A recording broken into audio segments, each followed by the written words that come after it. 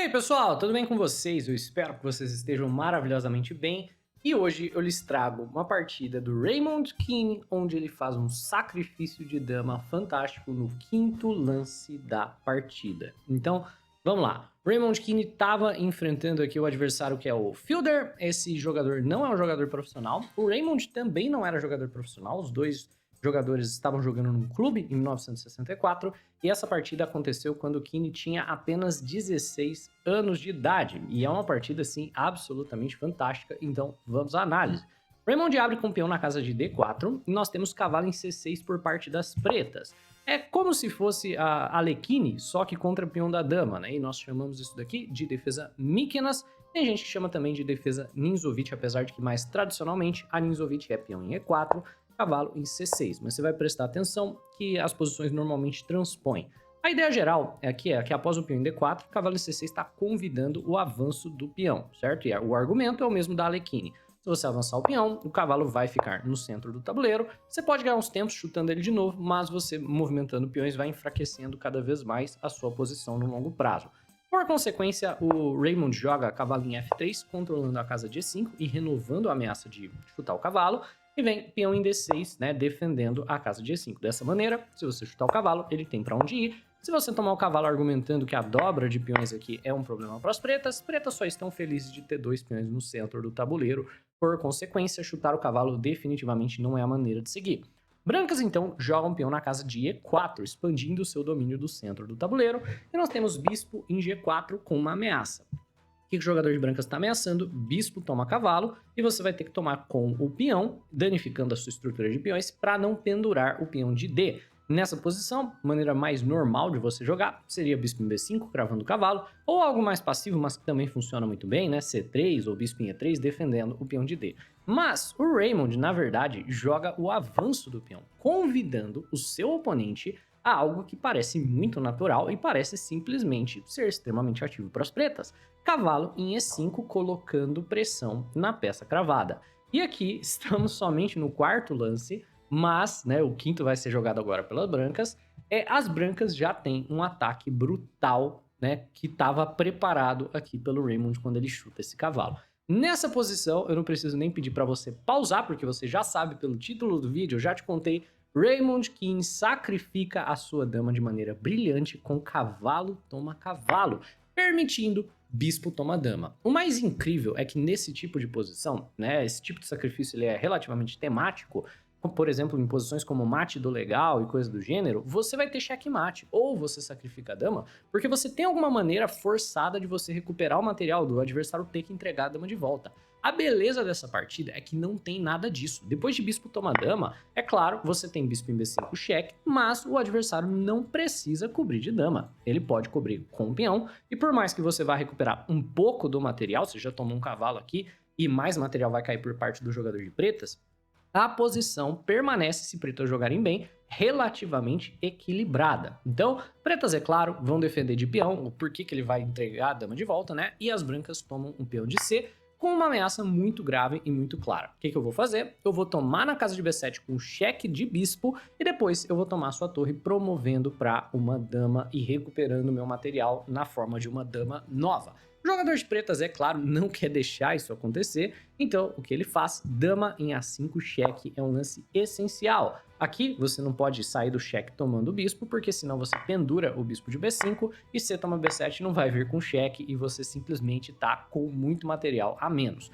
Por consequência, a maneira de defender esse cheque forçado é cavalo em C3, porque defende o bispo e renova a ameaça de peão toma, cheque descoberto, né, e pegar a torre na casa de A8. E essa é a posição crítica da partida, porque aqui o jogador de pretas tem que jogar de maneira precisa e só tem dois lances que pretas podem jogar que não perdem o jogo de maneira imediata. Então, ao invés de eu mandar você pausar o vídeo e tentar encontrar o lance da perspectiva das brancas, o sacrifício que você já sabia que estava vindo, vamos tentar uma coisa diferente aqui. Tenta encontrar o lance defensivo para o jogador de pretas que funciona nessa posição. E, acredite ou não, né, mesmo que você defenda bem, o jogador de brancas ainda está bem aqui na posição, né? Mas, de qualquer forma, é melhor você defender bem do que perder de maneira imediata.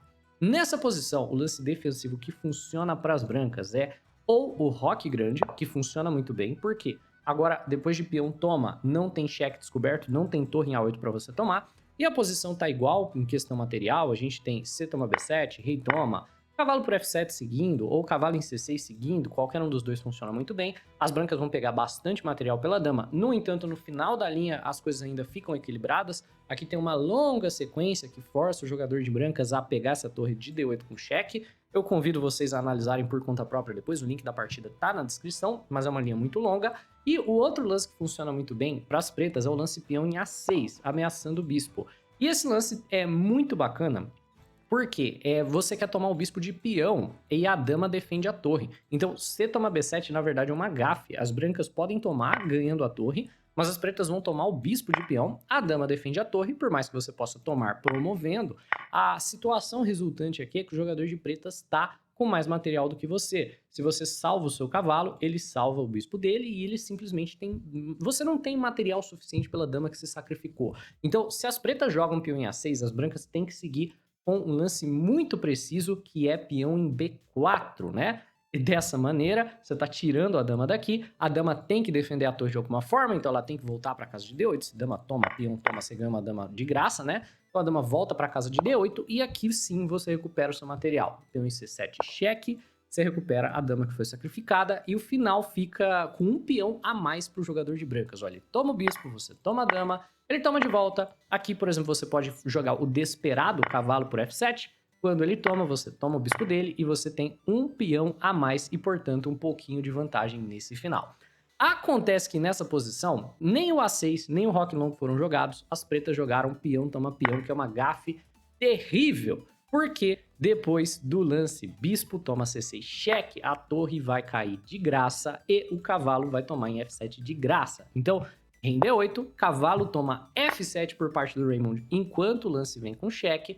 E depois de rei C7, nós temos bispo toma torre na casa de A8. Então, você sacrificou uma dama, que são 9 pontos de material. Por ela, você já ganhou um cavalo em E5, você já ganhou uma torre em A8 e você vai ganhar uma segunda torre na casa de H8.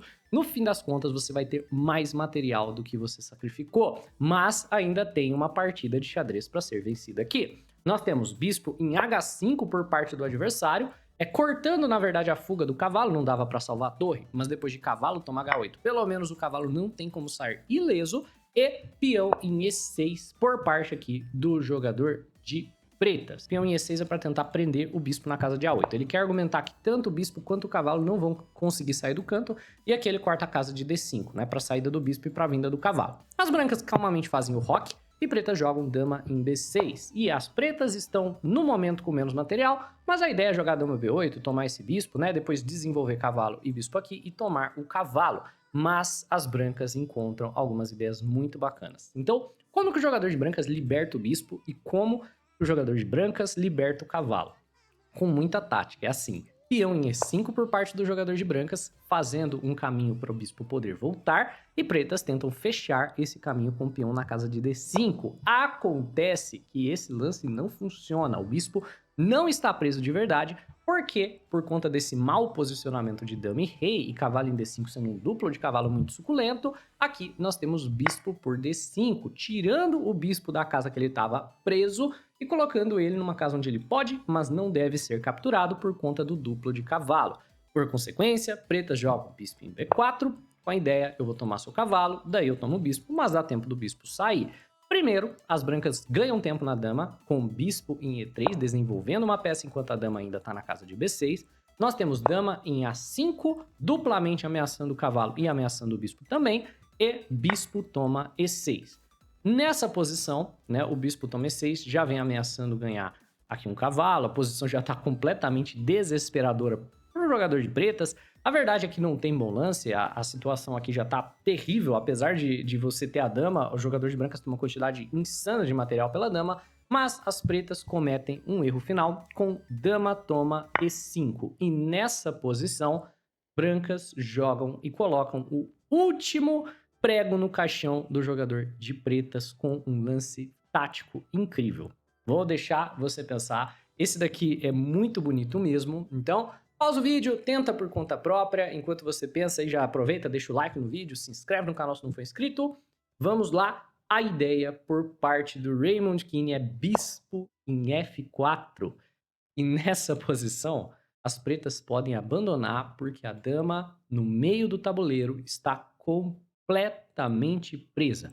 Bispo em F4, amarra a dama ao rei do adversário, crava a dama, então a captura é obrigatória e cavalo em D5 vem na sequência, seguido pelo abandono do jogador de pretas. Essa daqui é, sem sombra de dúvida, uma das partidas mais lindas, assim, taticamente falando, do Raymond King. É impressionante que ele tenha jogado isso com apenas 16 anos de idade e hoje em dia é uma armadilha bem conhecida dentro da Ninzovic. Então, assim, é mais uma coisa para você adicionar ao seu repertório. Quando o D5 é jogado, hoje em dia, na Ninzovic se joga cavalo em B8, né? A ideia sendo trazer o cavalo para D7, depois jogar, por exemplo, lance como E5 aqui. Pretas estão numa posição relativamente tranquila, apesar da falta de espaço. É isso, pessoal. Eu espero que você tenha curtido essa partida. Em especial, eu gosto muito do lance Bispo em F4 aqui, eu acho ele muito bonito.